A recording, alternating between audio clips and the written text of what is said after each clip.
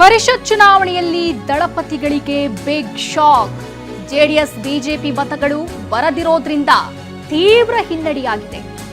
ಜೆಡಿಎಸ್ನ 18 ಮತ ಬರುವ ನಿರೀಕ್ಷೆಯಲ್ಲಿತ್ತು. ಜೆಡಿಎಸ್ನ ನಾಯಕರೇನಿದ್ದಾರೆ 18 ಮತ ಬರುತ್ತೆ ಅನ್ನುವಂತಹ ನಿರೀಕ್ಷೆಯಲ್ಲಿದ್ರು. ಗೋವಿಂದರಾಜುಗೆ ತಮ್ಮ ಎಲ್ಲಾ ಮತ ಬರುವ ನಿರೀಕ್ಷೆಯಲ್ಲಿದ್ರು. ಅಡ್ಡ ಮತದಾನದ ಹಿನ್ನೆಲೆ ಎಚ್ಡಿಕೆಗೆ ಕರೆ ಮಾಡಿ ಮಾಹಿತಿ ನೀಡಲಾಗಿದೆ. ಜೆಡಿಎಸ್ ಶಾಸಕರಿಂದ ಕುಮಾರಸ್ವಾಮಿ ಅವರಿಗೆ ಫೋನ್ ಮಾಡಿ ಮಾಹಿತಿ ನೀಡಲಾಗಿದೆ. 1ರಿಂದ 2 ಅಡ್ಡ ಮತದಾನದ ಲೆಕ್ಕಾಚಾರದಲ್ಲಿ ಬಿಜೆಪಿ ಇತ್ತು, ಆದರೆ ಕಾಂಗ್ರೆಸ್ನತ್ತ ಸುಮಾರು 4-5 ಮತಗಳು ಹೋಗಿದೆ. ಹೀಗಾಗಿ ದಳಪತಿಗೆ ಬಿಗ್ ಶಾಕ್ ಎದುರಾಗಿದೆ. ಪರಿಷತ್ ಚುನಾವಣೆಯಲ್ಲಿ ಜೆಡಿಎಸ್ ಬಿಜೆಪಿ ಮತಗಳು ಬರೋದಿರೋದ್ರಿಂದ ಸಾಕಷ್ಟು ಹಿನ್ನಡೆ ಉಂಟಾಗಿದೆ. ಅವರಿಗೆ 18 ಮತ ಬರುವಂತಹ ಎಲ್ಲಾ ನಿರೀಕ್ಷೆಯಲ್ಲಿ ಜೆಡಿಎಸ್ನ ನಾಯಕರಿದ್ರು. ಆದರೆ ಗೋವಿಂದರಾಜು ಅವರಿಗೆ ನಿರೀಕ್ಷೆಯಂತೆ 18 ಮತಗಳು ಬಂದಿಲ್ಲ. ಇಲ್ಲಿ 4ರಿಂದ 5 ಅಡ್ಡ ಮತದಾನ ಆಗಿರುವಂತಹ ಸಾಧ್ಯತೆ ಇದೆ. ಅದು ಕಾಂಗ್ರೆಸ್ಗೆ ಹೋಗಿರುವಂತಹ ಸಾಧ್ಯತೆ ಇದೆ. ಈ ಬಗ್ಗೆ ಎಲ್ಲಾ ಮಾಹಿತಿಯನ್ನ ಜೆಡಿಎಸ್ ನಾಯಕರು ಕುಮಾರಸ್ವಾಮಿ ಅವರಿಗೆ ಫೋನ್ ಮುಖಾಂತರ ತಿಳಿಸಿದ್ದಾರೆ.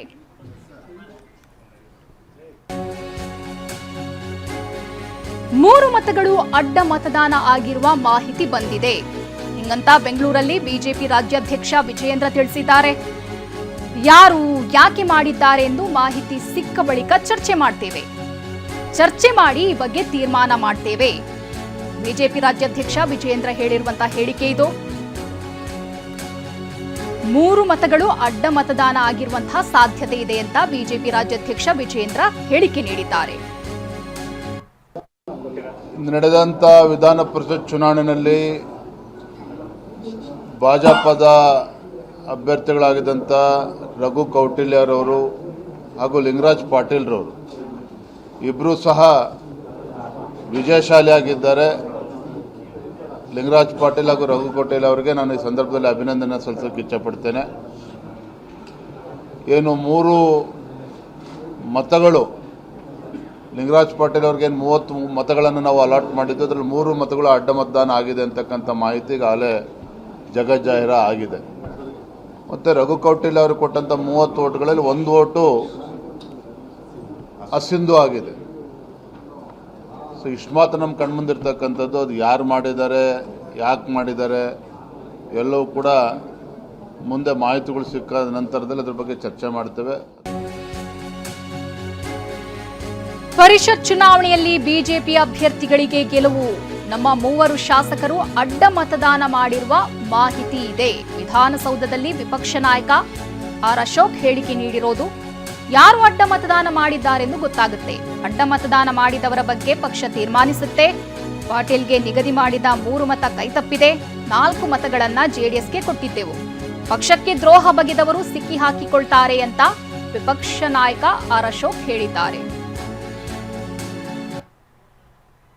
ವೋಟಿಂಗ್ ಸಿಸ್ಟಮ್ ಅಲ್ಲಿ ನಮ್ಮ 3 ಓಟುಗಳು ಕ್ರಾಸ್ ಆಗಿದೆ ಅಂತೇಳಿ ಈಗಿರೋಂಥ ಮಾಹಿತಿ ನಮ್ಗೆ ಬಂದಿದೆ. ಯಾರು ಹಾಕಿದ್ದಾರೆ ಅದು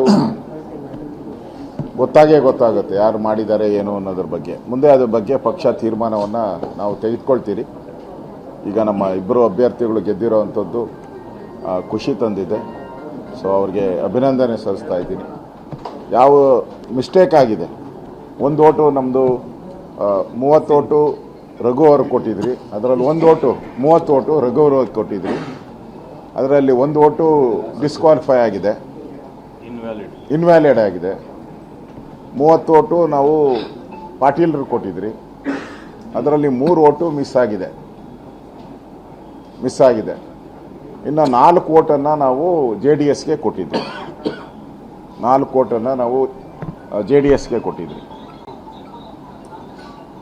ಸೊ ನಮ್ಮದು 3 ಓಟು ಹೆಚ್ಚು ಕಮ್ಮಿ ಆಗಿರುವಂಥದ್ದು ಕಾಣ್ತಾ ಇದೆ ಇದರಲ್ಲಿ. ಅದರಿಂದ ಯಾರು ಆ ಥರ ಪಾರ್ಟಿಗೆ ದ್ರೋಹ ಬಗ್ದಿದ್ದಾರೆ ಅವ್ರು ಸಿಕ್ಕಾಕೊಂತಾರೆ. ಅದ್ರ ಮೇಲೆ ಪಾರ್ಟಿ ಪ್ರತಿನಿಧಿ ಸುನೀಲ್ ನೇರ ಸಂಪರ್ಕದಲ್ಲಿ ಜಾಯಿನ್ ಆಗಿದ್ದಾರೆ. ಎಸ್ ಸುನೀಲ್, ಜೆಡಿಎಸ್ನಿಂದ 18 ಮತಗಳಿದ್ವು, 18 ಮತವೂ ಕೂಡ ಜೆಡಿಎಸ್ಗೆ ಬರುತ್ತೆ ಅನ್ನುವಂತಹ ಕಾನ್ಫಿಡೆನ್ಸ್ ಅಲ್ಲಿ ಜೆಡಿಎಸ್ ನಾಯಕರಿದ್ರು. ಕುಮಾರಸ್ವಾಮಿ ಅವರು ಕೂಡ ಈ ಕಾನ್ಫಿಡೆನ್ಸ್ ಅಲ್ಲಿದ್ರು. ಒಂದೆರಡು ಅಡ್ಡ ಮತದಾನ ಆಗಬಹುದು ಅನ್ನುವಂತಹ ನಿರೀಕ್ಷೆಯಲ್ಲಿದ್ರು. ಆದರೂ ಕೂಡ ಪರವಾಗಿಲ್ಲ, ನಮ್ಮ ಪಕ್ಷಕ್ಕೆ ಬಂದೇ ಬರುತ್ತೆ ಅನ್ನುವಂತಹ ಒಂದು ನಿರೀಕ್ಷೆಯಲ್ಲಿದ್ರು. ಆದರೆ ಇದೀಗ 4 ಅಡ್ಡ ಮತದಾನ ಆಗಿರುವಂಥದ್ದು. ಯಾರ್ಯಾರು ಇರ್ಬೋದು ಸುನೀಲ್, ಈ ಬಗ್ಗೆ ಏನಾದರೂ ಮಾಹಿತಿ ಇದೆಯಾ?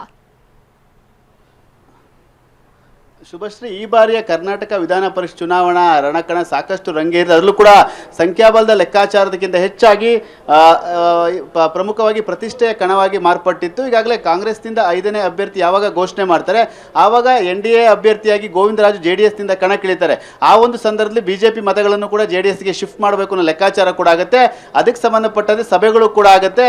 ಆದರೆ ಇವತ್ತಿನ ಬದಲಾದ ಒಂದು ಮತದಾನದ ಎಣಿಕೆಯ ನಂತರದಲ್ಲಿ ಒಂದು ಸನ್ನಿವೇಶವೇ ಬದಲಾಗಿದೆ. ಈಗಾಗಲೇ ಸುಮಾರು 11 ಅಡ್ಡ ಮತದಾನ ಆಗಿರುವ ಹಿನ್ನೆಲೆಯಲ್ಲಿ ಈಗಾಗಲೇ JDS BJPಗೆ ದೊಡ್ಡ ಹಿನ್ನಡೆ ಕೂಡ ಆಗಿದೆ. ಇದೇ ವಿಚಾರವನ್ನು ಈಗಾಗಲೇ BJP ನಾಯಕರು ಕೂಡ ಸುದ್ದಿಗೋಷ್ಠಿ ಮಾಡಿ ಮಾತನ್ನು ಕೂಡ ಆಡಿದ್ದಾರೆ. ನಮ್ಮ ಕಡೆಯಿಂದ 3 ಮತಗಳು ಕ್ರಾಸ್ ವೋಟ್ ಆಗಿದೆ ಅನ್ನೋ ಮಾಹಿತಿ ಕೂಡ ಹಂಚಿಕೊಂಡಿದ್ದಾರೆ. ಆದರೆ ಈ ಒಂದು ಲೆಕ್ಕಾಚಾರವನ್ನು ನೋಡ್ತಾ ಇದ್ರೆ JDSನಿಂದ ಸುಮಾರು 5ರಿಂದ 6 ಮತಗಳು ಕ್ರಾಸ್ ವೋಟ್ ಆಗಿರುವಂಥ ಸಾಧ್ಯತೆಗಳು ಕೂಡ ದಟ್ಟವಾಗಿದೆ. ಒಂದು ಅಭ್ಯರ್ಥಿಗೆ BJPಯಿಂದ 30 ಮತಗಳನ್ನು ಹಾಕಿಸಬೇಕು ಅನ್ನೋ ಲೆಕ್ಕಾಚಾರ ಆಗಿತ್ತು. ಅದರಂತೆ 2 ಹೆಚ್ಚುವರಿ ಮತಗಳು ಉಳಿತಾ ಇತ್ತು. ಮತ್ತೆ ಜನಾರ್ದನ್ ರೆಡ್ಡಿ ಮತ್ತೆ ಶಾಸಕ ಯತ್ನಾಳ್ ಅವರ ಮತಗಳು ಸೇರಿದಂತೆ JDSಗೆ ಹೆಚ್ಚುವರಿ 4 ಮತಗಳನ್ನು ನಾವು ಹಾಕಿಸಿದ್ದೀವಿ ಅಂತೇಳಿ ಈಗಾಗಲೇ BJP ನಾಯಕರು ಕೂಡ ಸ್ಪಷ್ಟನೆಯನ್ನು ಕೂಡ ಕೊಡ್ತಾ ಇದ್ದಾರೆ. ಇದರ ಜೊತೆಗೆ ಈಗಾಗಲೇ ವಿಜೇಂದ್ರ ಅವರು ಕೂಡ ಈ ಒಂದು ಪರಿಷತ್ ಚುನಾವಣೆ ಒಂದು ಚುನಾವಣಾ ಫಲಿತಾಂಶದ ಬಗ್ಗೆ ಹೈಕಮಾಂಡ್ ನಾಯಕರ ಜೊತೆ ಮಾತುಕತೆಯನ್ನು ಕೂಡ ಆಡಿ ಎಲ್ಲ ವಿಚಾರವನ್ನು ತಿಳಿಸಿದ್ದಾರೆ. ಆದರೆ ಇಲ್ಲಿ ಬಂದಿರುವಂಥ ಗೊಂದಲ ಅಂದರೆ ಈಗ 7 ಅಡ್ಡ ಮತದಾನವನ್ನು ಯಾರು ಮಾಡಿದ್ದಾರೆ, ಇಲ್ಲ BJP ಕಡೆಯಿಂದ ಎಷ್ಟು ಮತದಾನ ಅನ್ನೋ ಗೊಂದಲಗಳಿದೆ.